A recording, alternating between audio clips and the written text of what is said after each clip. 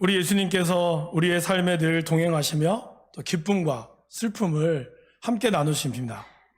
그리고 우리는 주님이 주시는 그 은혜와 사랑 안에서 힘을 얻으며 지금 살아가고 있습니다. 지금 또 우리의 삶이 약간 절망에 빠져 있을지라도 하나님께서 다시 한번 우리의 삶을 일으켜 주실 것이고, 우리가 슬픔에 처해 있을지라도 우리가 하나님을 의지할 때 하나님은 우리에게 새 힘 주시고 또한 슬픔 가운데서도 기쁨을 허락하여 주시는 줄 믿습니다. 그런데 마지막 때가 되면 어떻게 될까요? 지금 우리는 이제 복음의 때라고 얘기합니다. 그렇지만 마지막 때는 우리 주님께서 심판주로 다시 오신다라고 말씀합니다. 그리고 심판주로 오실 때에는 자기의 영광으로 오신다라고 말씀하고 있습니다. 우리 주님이 이 땅에 처음 오셨을 때는 한없이 겸손한 모습으로 오셨습니다.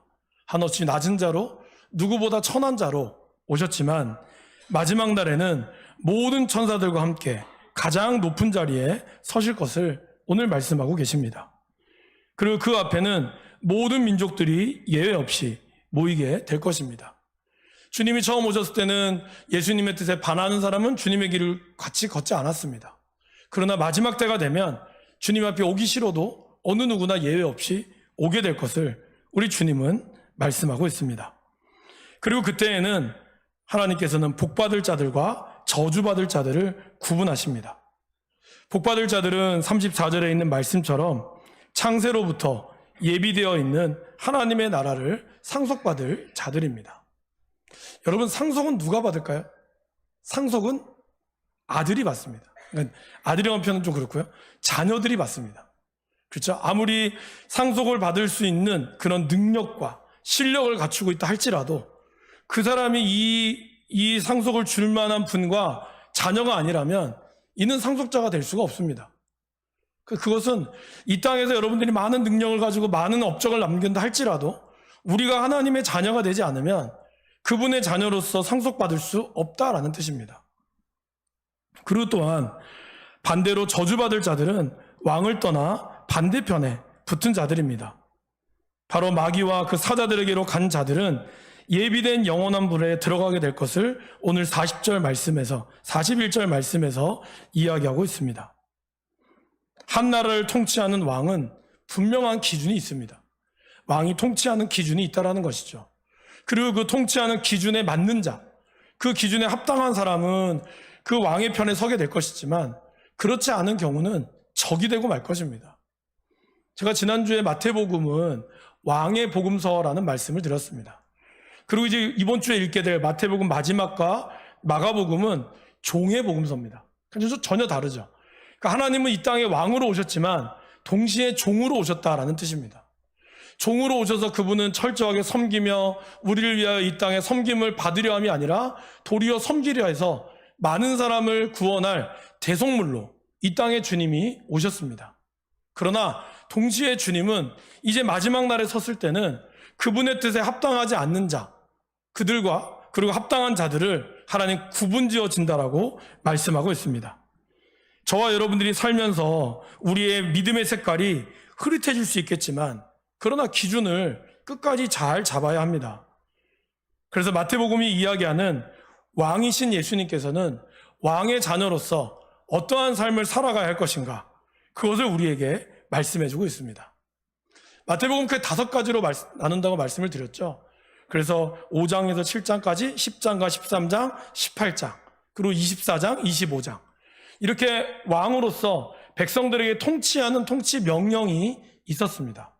그리고 오늘 마지막 24장과 25장에서는 마지막 때 바로 임금이신 왕이신 예수님께서 마지막으로 백성들에게 백성의 자격이 어떠한 것인가, 마지막 때에 하나님이 어떠한 것을 이야기하실지를 이야기하고 있습니다.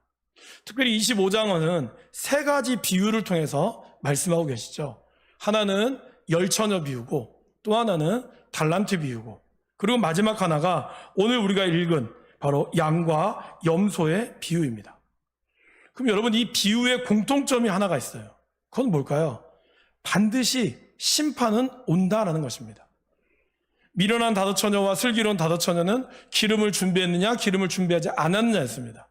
신랑이 더디올 때는 기름이 없어도 상관이 없었지만 신랑이 왔을 때 기름이 없었던 미련한 다섯 처녀는 결국 신랑의 혼인잔치에 참석하지 못했습니다. 그리고 5달란트와 2달란트와 1달란트를 가졌던 신하들은 주인이 오랜 기간 동안 떠나서 그들의 재능대로 달란트를 맡겼고, 그리고 그 재능에 합당하게 달란트를 잘 사용한 5달란트와 2달란트는 왕의 칭찬을 받았으나 1달란트는 슬피 울며 이를 가는 그러한 일들, 그렇게 구분이 되었습니다. 그리고 오늘 말씀에서도 한쪽은 하나님께서 양과 한쪽은 염소라고 하는 그러한 곳에 구분을 지어 한쪽은 양의 오른편에 한쪽은 왼편에 그렇게 세우는 하나님의 모습을 보여주고 있습니다. 이렇게 분명하게 하나님은 심판하시고 하나님의 때에 구분하신다라는 것을 이야기하고 있습니다. 자, 그렇다면 여러분, 이렇게 양과 염소, 그리고 달란트, 그리고 미련한 5처녀, 슬기로운 5처녀들이 있는데 그것들을 어떻게 구분할까요? 먼저 이들을 모두 다 같은 공간에 살고 있다는 것을 우리는 기억해야 합니다. 그러니까 양과 염소를 구분할 때 여러분, 양이 풀이면 풀을 먹고 염소는 맛없는 풀을 먹겠습니까? 그렇지 않습니다. 한 초원에 양과 염소를 같이 풀어놓고 그리고 거기서 양과 염소는 똑같은 풀을 먹습니다. 그리고 똑같은 시간을 주고 똑같은 공간에 머물러 있습니다. 저와 여러분들이 예수님을 믿고 예수님을 안 믿고에 따라 나중에 하나님의 심판대 앞에 서겠지만, 그렇다고 해서 저와 여러분들의 삶이 다른 예수 믿지 않는 사람들의 삶과 다릅니까? 물론 엄밀히 얘기하면 교회를 다니고 또 우리 믿는 사람과 믿지 않는 삶은 구별되어 있는 것이 분명히 있긴 있습니다. 그러나 저와 여러분들이 예수님을 믿고 있다고 해서 더 좋은 삼겹살을 드시고 예수 안 믿는 사람은 조금 질 떨어진 삼겹살을 먹거나, 아니면 예수 믿는 사람들은 좀 더 좋은 나물을 먹고 그렇지 않은 사람은 그냥 아무렇지도 않은 나물을 먹습니까? 그렇지 않습니다. 우리 모두 다 똑같은 음식을 먹고 똑같은 공간 안에 살아갑니다. 예수 믿는 사람이라고 해서 죽음이 없을까요? 우리 모두 다 죽음 앞에 예외가 없습니다. 교회 다닌다고 해서 항암 치료가 될 때마다 다 성공하고 예수 안 믿는 사람은 항암 치료 받으면 다 실패합니까? 그렇지 않습니다. 예수 믿는 사람도 암에 걸리고 예수 믿는 사람도 뇌출혈이 생기고 예수 믿는 사람도 우울증에 걸릴 수 있습니다. 어느 누구나 심판대 앞에, 어느 누구나 이 땅을 살아가는 공간과 시간의 삶 속에서 예외 없다라는 것입니다. 예외 없이 죽음을 맞이하고 예외 없이 심판에 임합니다. 그것이 바로 성경이 우리에게 이야기하는 말씀입니다. 그렇다면 이렇게 똑같은 공간과 똑같은 시간 속에서 똑같은 것을 먹고 똑같은 사람들을 만나는 저와 여러분들을 하나님은 도대체 뭘로 기준하고 있을까요? 그것은 바로 우리가 어떻게 살아가느냐에 따라 달라진다라는 것입니다. 똑같은 시간 안에 있지만 우리가 어떤 말을 하고 그리고 우리가 어떠한 행동을 하고 그리고 사람들과의 만남 속에 어떠한 모습을 보이느냐에 따라 하나님의 심판이 우리에게 이루어진다는 것을 말씀하고 있다라는 것입니다. 열처녀 비유는 신랑이 올 때까지 기름을 준비하고 깨어 있으라라고 그리고 기도하라라고 말씀하신 내용입니다. 그리고 달란트 비유에서는 주인이 올 때까지 주인이 각자에게 주신 재능, 저와 여러분들에게 주는 이 재능을 낭비하지 말고 열심히 사용하라라는 뜻입니다. 그렇다면 양과 염소의 비유는 이렇게 준비하고 이렇게 받은 달란트를 누구에게 사용하느냐? 결국 여러분들이 받은 그 재능과 여러분들이 준비한 그 기름을 누구에게 사용하느냐에 따라 양과 염소로 달라진다라는 것입니다. 이 비유에 관해서 톨스토이가 쓴 소설이 있죠. 단편집을 모아놨는데 그중에 그 단편집 내용 안에 사랑이 있는 곳에 신도 있다라고 하는 소설이 있습니다. 아마 한 번쯤은 다 들어보셨을 내용이고 꼭 톨스토이가 아니라도 한 번쯤은 누군가에게는 들어봤을 만한 내용일 것입니다. 그 내용이 바로 오늘 이 마태복음에 있는 말씀을 근거로 해서 톨스토이가 쓴 소설의 내용입니다. 그 내용을 잠깐 요약하면 이렇습니다. 한 러시아에 마르틴 아부제이라고 하는 이 구두장이가 살고 있었습니다. 그는 정말 성실했고 그가 맡은 구두는 반드시 기한 날짜에 잘 지키며 그는 살았습니다. 주변에 친구들도 많아서 그는 늘 친구들과 그리고 이 구두의 어떤 일감이 끊이지 않는 사람이었습니다. 하지만 그에게도 아픔이 있었습니다. 그가 남 밑에 있을 때 아내와 함께 아름다운 가정을 이루었다가 아내가 3살 둔 아이를 놔두고 먼저 세상을 떠납니다.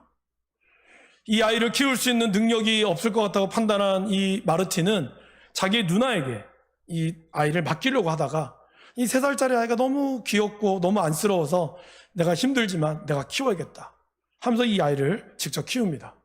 정말 다행스럽게도 이 아이는 정말 건강하게 잘 자라서 이제 아버지가 심부름하면 내 아버지라고 심부름을 알아들을 수 있는 나이까지 약 한 10대쯤 되었던 것 같아요. 그렇게 건강하게 자랐습니다. 이제 이 아이에게 내 구두의 수선을 좀 물려줘야겠다 라고 생각할 쯤에 갑자기 이 아이가 열병이 들면서 일주일 만에 이 아이는 세상을 떠나고 말았습니다. 그렇게 아들의 장례를 치르고 난 마르틴은 깊은 상심에 빠졌습니다. 늘 그는 밤마다 하나님 왜 이 아이를 데려가셨습니까? 차라리 나를 데려가시지 하며 원망하며 그의 세월을 보냈고 결국 그는 그가 잘 다니던 교회의 발걸음을 끊었습니다. 그렇게 세월이 흘러갔고 그런 세월이 흘러가던 차에 8년 동안 성지순례를 다니며 나아갔던 동로의 한 어르신을 그는 만나게 되었습니다. 그와 이런저런 이야기를 하다가 그가 자기의 신세를 한탄하기 시작했어요. 왜 내 인생이 이런지 모르겠습니다. 왜 사랑하는 아들을 하나님께서 뺏어갔는지 나는 알 수가 없습니다. 도대체 이 인생의 목적이 뭘까요? 그때 그 성지순례하는 그 어르신이 그럽니다. 그런 생각을 하면 안 되네. 하나님이 우리에게 가진 계획은 다 알 수 없지만 그러나 하나님은 분명히 뜻이 있을 것이세. 그때 마르틴은 묻습니다. 그러면 하나님의 뜻이 도대체 무엇입니까? 그때 그 성지순례하는 그 어르신이 얘기합니다. 바로 하나님의 영광을 위해서 사는 것이라네. 각자에게 주시는 하나님의 뜻은 다르지만 그러나 하나님의 영광을 위해서 사는 것이 우리가 이 땅에 존재하는 이유일 것이네. 그때 그 마르틴은 묻습니다. 그러면 하나님의 영광을 위하여 산다는 게 도대체 무엇입니까? 그때 이 성지순례자가 이 마르틴에게 글을 읽을 줄 아나?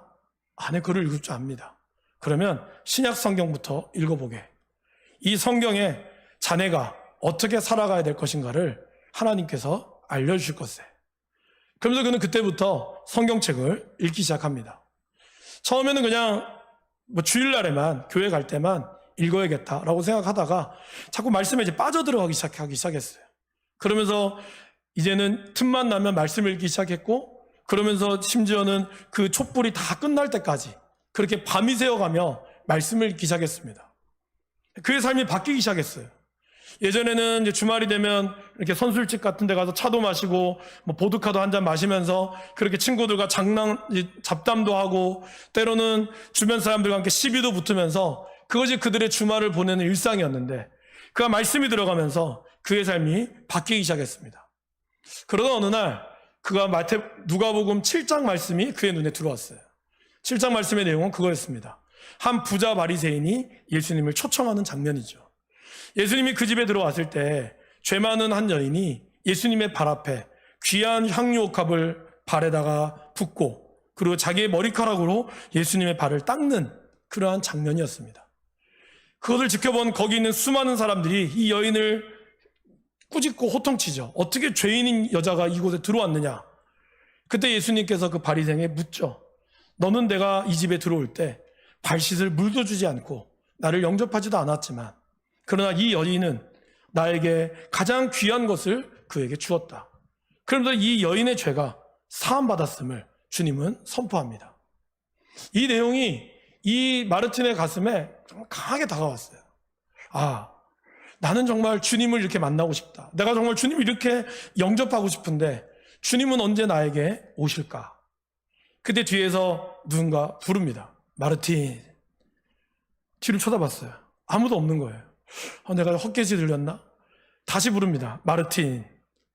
내가 내일 너희 집에 들릴 것이다. 네가 나를 볼 것이다. 다시 돌아봤지만 아무도 없었습니다. 이 마르틴은 뭔가 이상한 기운이 들어 잠이 들었고 아침에 일어났을 때 그것이 헛된 꿈이었는지 내가 개꿈을 꿨나? 그러면서 혹시나 하는 마음에 따뜻한 주전자에 물을 담고 차를 준비하고 그리고 그가 준비할 수 있는 보리죽에 정성을 담아서 그렇게 혹시나 그분이 오실까 준비하며 있었습니다. 마르틴의 집은 이렇게 약간 반지하 같은 데서 이렇게 자그마한 창문이 있었어요. 그는 구두방이기 때문에 그는 그 구두, 사람들 지나가는 구두를 보며 저 사람은 무슨 구두를 신었고 저거는 구두를 수리해야 될 텐데 그러한 일들로 그의 하루를 보내고 있었습니다. 여느 날도 변함없이 그는 이런 모든 것을 준비하며 혹시나 자기가 모르는 그런 비싼 구두가 그런 주인이 오지 않을까, 어제의 목소리에 주인공이 들리지 않을까 그는 기대하며 이렇게 쳐다봤습니다. 그러나 아무리 기다려도 똑같은 평범한 일상이 그에게 계속될 뿐이었습니다. 그러다가 늘 그의 앞에 다른 사람의 주인 집 밑에서 마당을 쓸어주며 먹고 사는 한 노인네를 이제 보게 됩니다. 늘 봤던 그 노인네였는데 오늘 마침 그 노인의 얼굴이 너무 힘들어 보이는 거예요. 그러면서 햇볕을 쬐고 있는 그에게 그를 부릅니다. 여보시오, 일로 잠깐 들어와 보시오. 그러면서 그에게 따뜻한 차를 대접하며 웃습니다. 그러게 이제 묻죠. 도대체 왜 웃습니까? 내가 사실은 어제 이러한 일들로 인하여 우리 주님을 기다렸는데 주님이 이렇게 누추한 곳에 오실 리가 없겠죠. 그렇게 이야기할 때 이 사람은 나는 뭐 글도 몰라서 그게 무슨 말인지 모르겠습니다.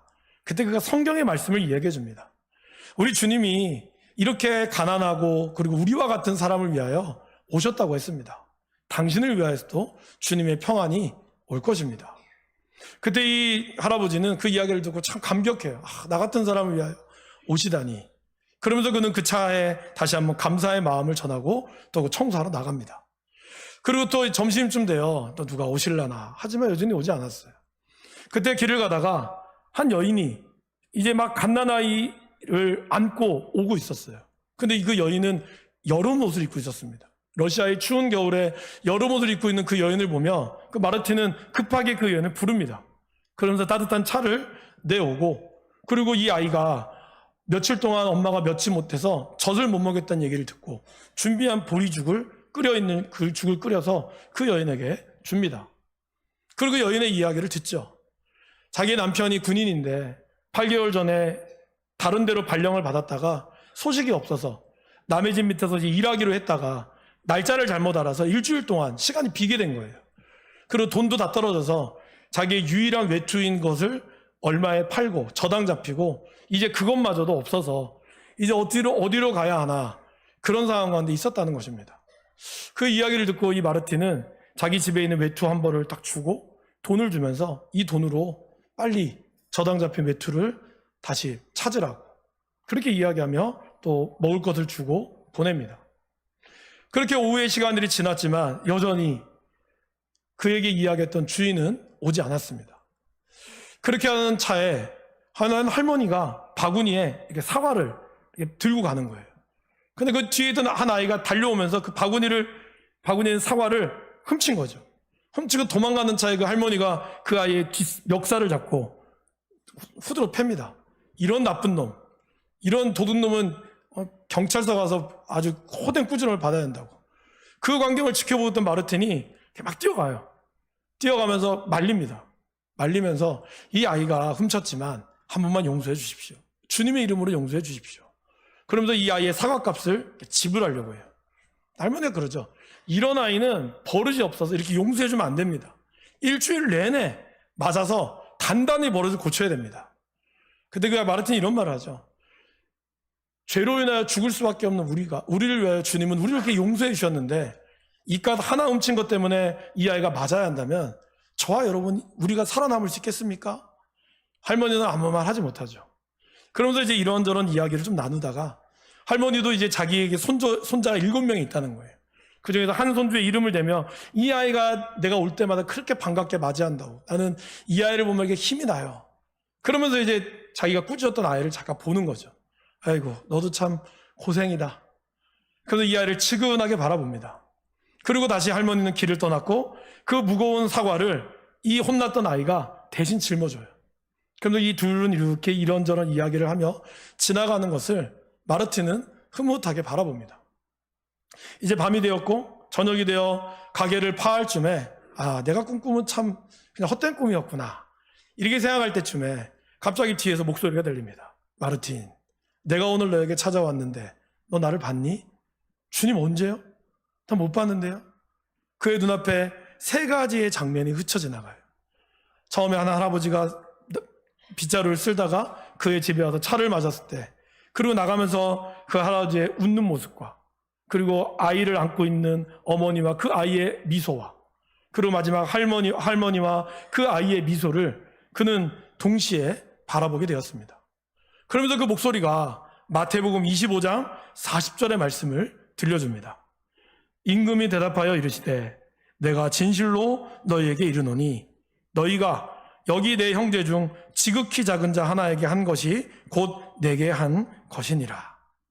마르트는 자신이 꾼 꿈이 헛되지 않았음을, 그리고 이날 어김없이 우리 예수 그리스도께서 마르틴에게로 왔고 마르틴은 그를 대접했다는 것을 비로소 알게 되었습니다. 여러분, 여기서 지극히 작은 자에게 하나에게 한 것이, 그리고 내가 가지고 있는 달란트로 준비하고 있는 것, 그것을 베풀 때 복받을 자가 되어 하나님 나라를 상속받게 된다라는 것입니다. 근데 여기서 우리는 이렇게 물을 수 있죠. 사실은 자선활동은 교회 다니는 사람만 하진 않습니다. 아마 여러분들 주변에도 예수를 믿지 않지만, 그리스도인이 아니지만 정말 다른 사람에게 잘 베푸는 사람이 있는 분을 보실 겁니다. 그분은 불교이기도 할 것이고요, 아니면 무교이기도 할 것이고, 여러 다른 종교들, 심지어는 이단들도 다른 사람들 봉사하는 일에 주저하지 않습니다. 그렇다면 그들이 이야기하는 봉사와 우리가 이야기하는 봉사가 뭐가 다를까요? 우리의 선행은 더 깊은 곳에 주님에 대한 사랑이 자리 잡고 있어야 한다라는 것입니다. 바로 예수님께서 먼저 하나님을 사랑하고 다음으로 내 이웃을 내 몸같이 사랑하라고 하신 이 말씀, 먼저 우리의 이 선행에는 그리스도에 대한 사랑, 하나님에 대한 사랑이 있어야 한다라는 것입니다. 그리고 이 두 가지는 분리가 돼서는 안 된다라고 성경은 이야기합니다. 예수님께서는 이 마지막 때의 특징을 이렇게 말씀하셨죠. 마태복음 24장 10절에서 14절 말씀입니다. 우리 같이 한번 화면을 통해서 같이 한번 읽어보겠습니다. 그때 많은 사람이 실족하게 되어 서로 미워하겠으며 거짓 선지자가 많이 일어나 많은 사람을 미혹하겠으며 불법이 성함으로 많은 사람의 사랑이 식어지리라. 그러나 끝까지 견디는 자는 구원을 얻으리라. 이 천국 복음이 모든 민족에게 증언되기 위하여 온 세상에 전파되리니 그제야 끝이 오리라. 여기 보세요. 마지막 때가 되면 사랑이 식어진다라고 얘기하고 있습니다. 여러분, 사랑이 식어진다는 게 뭘까요? 사실 지금 어느 때보다 애정 표현도 많이 하고 어느 때보다 사랑이라는 단어가 많아지는데, 도대체 사랑이 식어진다는 것은 무슨 말일까요? 이것은 바로 하나님에 대한 이야기입니다. 왜냐하면 하나님이 사랑이시기 때문이라는 거죠. 곧 사랑이 식어진다, 이 말은 하나님에 대한 사랑이 식어진다는 거예요. 우리가 많은 봉사를 하고 많은 것을 다룬다 할지라도 이 땅에 불법이 성한다는 것은 곧 하나님의 사랑이 식어진다는 것을 이야기합니다. 보세요. 예수님 없이도 봉사할 수 있지만, 그러나 예수님 없이는 진정한 사랑은 이룰 수 없다라는 것이죠. 그리고 그 사랑이신 하나님께서 우리를 향한 그 사랑을 보여주셨는데 그것이 바로 예수 그리스도다라는 것입니다. 그리고 예수님을 믿는 우리에게 약속하신 성령으로 인해 우리가 참 사랑을 할 수 있는 것, 그렇게 사랑할 때, 그리스도 안에서 사랑할 때 비로소 하나님을 알게 되는 것, 그것이 바로 복음이다라는 것입니다. 그러게 결국 지극히 작은 자 하나에게 라는 것은 뭘까요, 여러분? 바로 복음이 들어가야 한다는 것을 이야기합니다. 근데 우리가 여기서 또 하나 기억해야 될 건 뭘까요? 지극히 작은 자라는 거예요. 그냥 작은 자도 아니고 지극히 작은 자라는 거죠. 뭘까요?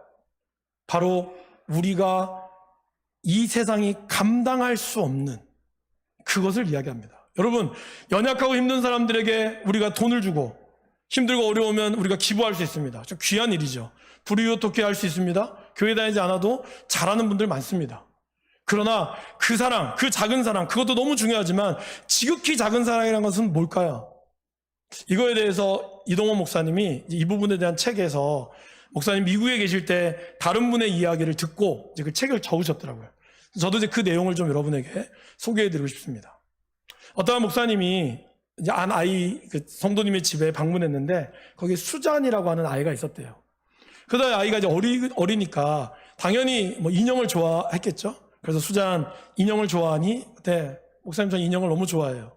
그럼 네가 정말 아끼는 인형이 있니? 있어요. 한번 보여줄래? 보여주지 않을래요. 왜? 제가 이 인형을 보여주면 목사님은 비웃으실 거예요. 아니야, 안 비웃을 거야. 나 좀 보여줬으면 좋겠다.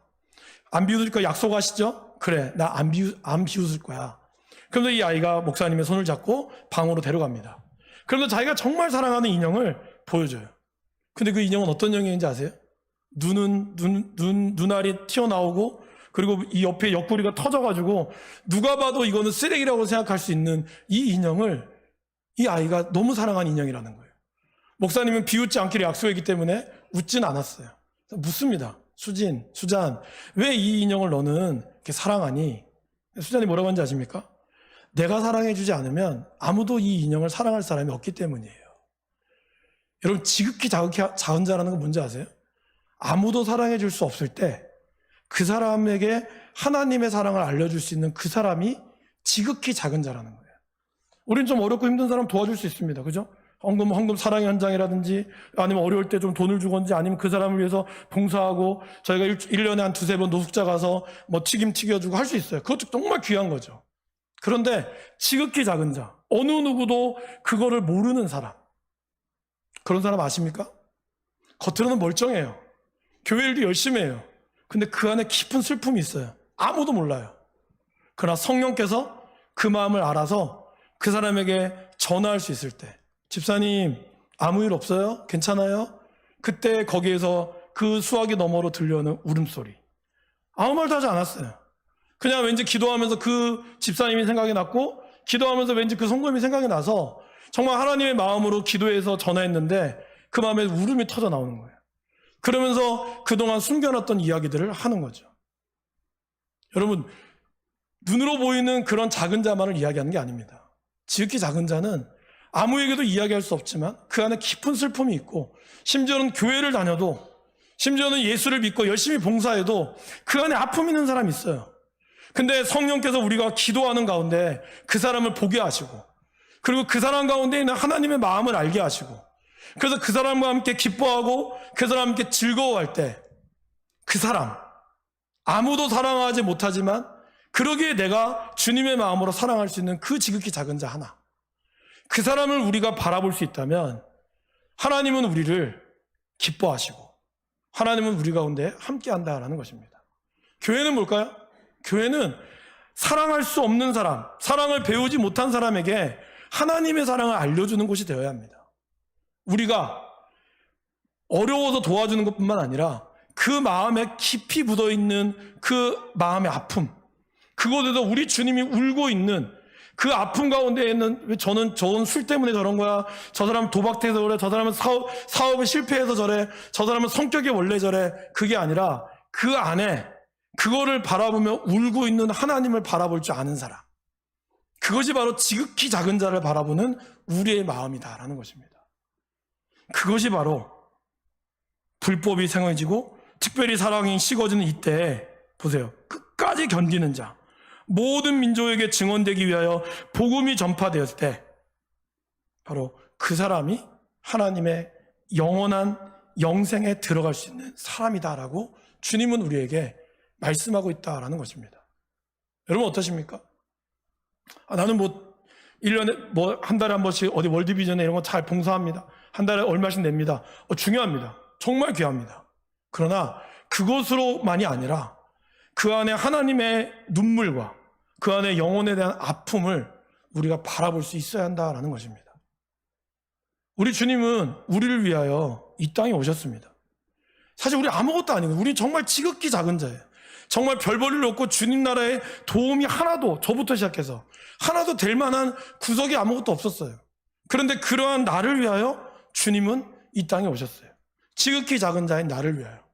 이제 우리가 주님의 복을 받고 왕의 자녀가 되면서 우리도 모르게 지극히 작은 자가 나였다는 사실을 까먹죠.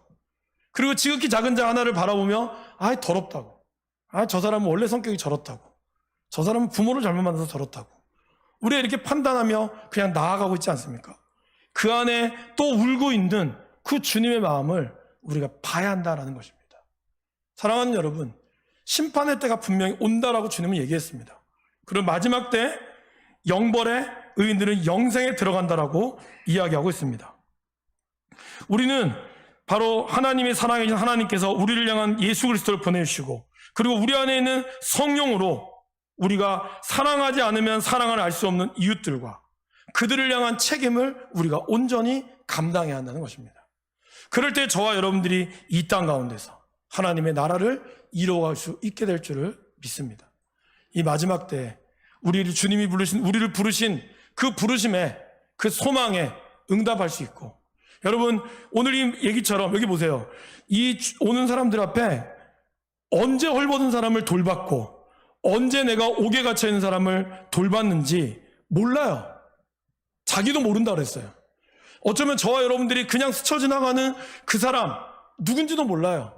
내가 알고 의식하는 게 아니라 여기 보면 의식하지도 못했는데 그냥 여러분들이 던지는 그 한마디, 여러분이 던지는 그 메시지와 여러분 던지는 그냥 손 한번 꼭 잡아주는 그것이 그 사람에게는 진짜 위로가 될 수 있다는 거죠. 다른 말로 이야기하면 여러분들이 그냥 아무 생각을 던지는 그 욕, 그냥 농담으로 던지는 그 말이 그 사람의 영혼을 죽일 수도 있다는 것이죠.